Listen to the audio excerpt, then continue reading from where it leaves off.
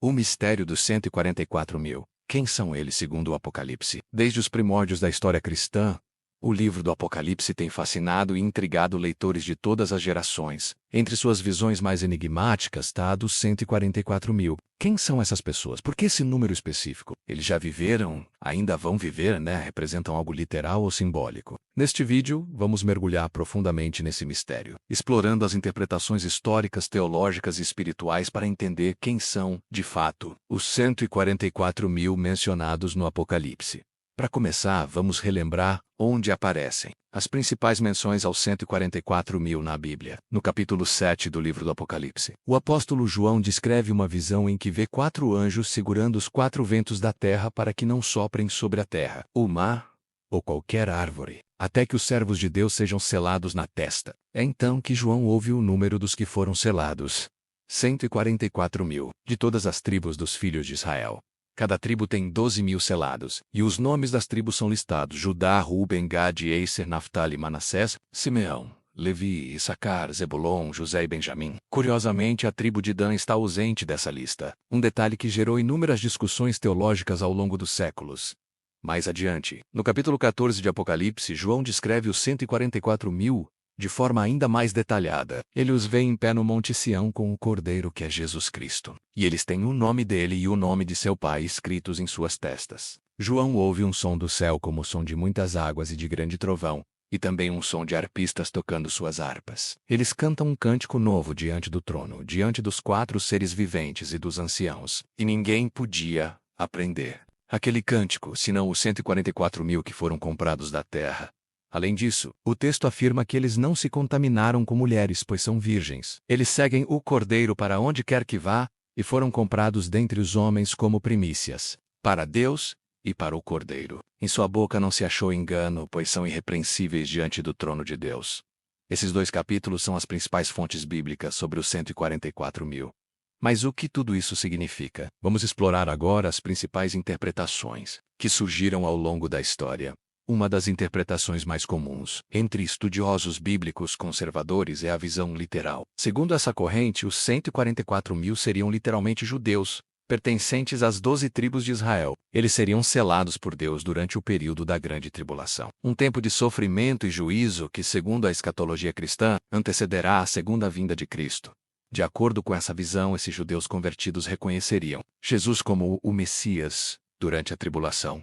E teriam uma missão especial de evangelização no mundo, proclamando o evangelho do reino em meio ao caos global. Essa interpretação é bastante popular entre os premilonistas dispensacionalistas, especialmente nos círculos de teologia dos Estados Unidos. Outra interpretação muito difundida é a simbólica. Para muitos teólogos, o número 144 mil é um número representativo, não literal. Eles argumentam que os números no Apocalipse têm forte caráter simbólico. O número 12, por exemplo, representa governo ou organização divina, e é recorrente na Bíblia. 12 tribos do Israel, 12 apóstolos, 12 portas da Nova Jerusalém, multiplicando-se 12 por 12, temos 144. E multiplicando por 1000, obtemos 144 mil. Um número que simboliza a plenitude e a totalidade do povo de Deus. Nesse sentido, 144 mil representariam todos os salvos, tanto judeus quanto gentios, abrangendo todos os que foram selados por Deus em todas as épocas. Essa visão simbólica encontra eco em várias tradições cristãs, incluindo muitas igrejas protestantes históricas. Aqui, o selo na testa seria um símbolo de proteção espiritual, indicando que os salvos estão guardados por Deus em meio aos juízos descritos no Apocalipse. Mas há ainda uma terceira linha de interpretação, a visão de que os 144 mil representam uma classe especial de cristãos fiéis, com características espirituais únicas. Essa interpretação é comumente defendida por grupos como as Testemunhas de Jeová. Segundo eles, os 144 mil seriam um grupo literal, mas espiritual, de cristãos ungidos que terão o privilégio de reinar com Cristo no céu, enquanto os demais, salvos, viveriam eternamente na terra. Segundo a doutrina das Testemunhas de Jeová, a Seleca dos 144 mil começou no 1º século e já está praticamente completa. Eles creem que a maioria dos que fazem parte desse grupo já morreu, e que, atualmente, restariam poucos membros vivos na Terra. Já outras interpretações surgem dentro do meio adventista. Para muitos estudiosos adventistas, os 144.000 seria um grupo especial que viverá nos últimos dias da história humana. Durante a crise final, antes da volta de Jesus, eles seriam aqueles que permanecerão firmes em meio às maiores provações, incluindo a perseguição e o decreto dominical, mantendo-se fiéis aos mandamentos de Deus e à fé em Jesus. Neste contexto, a pureza moral, simbolizada pela expressão "não se contaminaram com mulheres", é entendida como uma referência à fidelidade espiritual, ou seja, eles não se envolveram com doutrinas falsas, simbolizadas por mulheres ou igrejas apóstatas. Independente da linha teológica, algo é claro: os 144.000 são um grupo especial, de pessoas que desfrutam de uma íntima relação com Deus. Eles estão selados, protegidos e têm um papel importante na consumação dos planos divinos.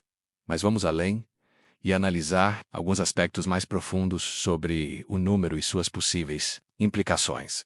O número 144.000 pode ser visto como o resultado de 12 vezes 12 vezes 1.000. Os 12 representam as 12 tribos de Israel, e os 12 apóstolos, simbolizando a totalidade do povo de Deus, tanto no Antigo quanto no Novo Testamento. O número 1.000, por sua vez, reforça a ideia de plenitude.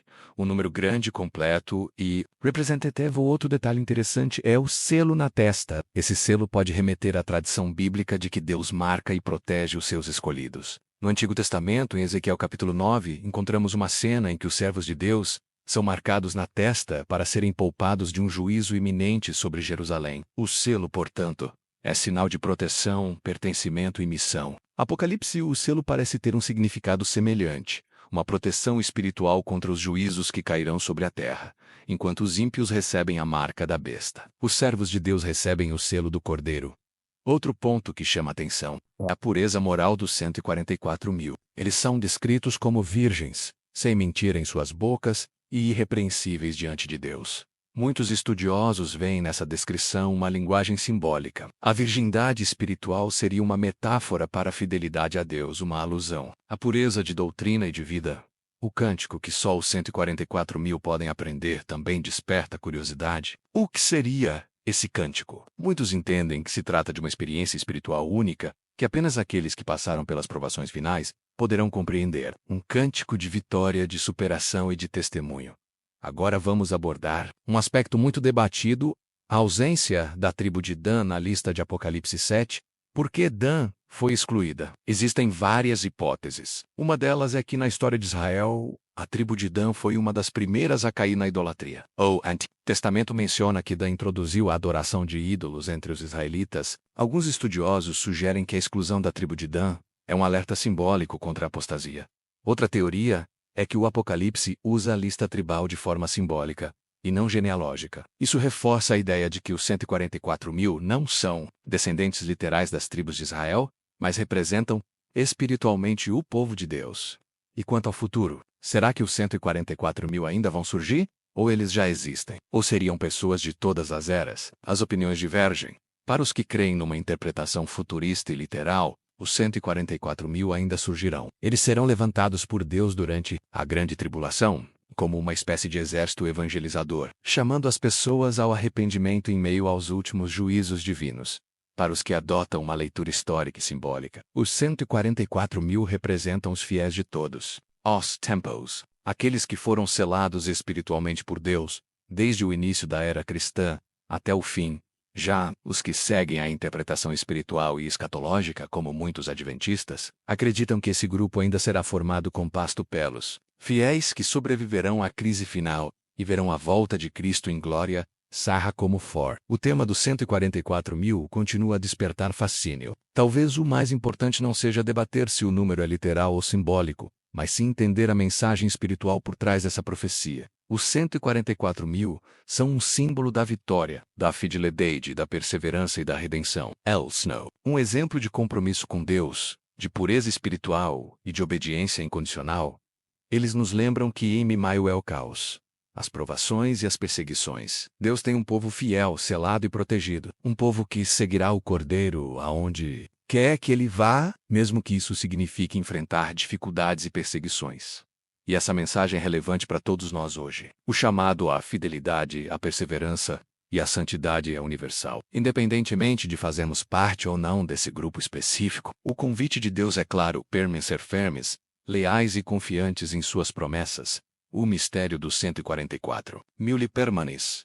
Talvez só na eternidade possamos compreender plenamente o seu significado. Mas uma coisa é certa: a promessa de Deus é real, e Ele está preparando um povo especial para um propósito especial, que possamos estar entre aqueles que, selados por Deus, permanecerão firmes até o fim, com os olhos fixos no Cordeiro, prontos para cantar o cântico da vitória.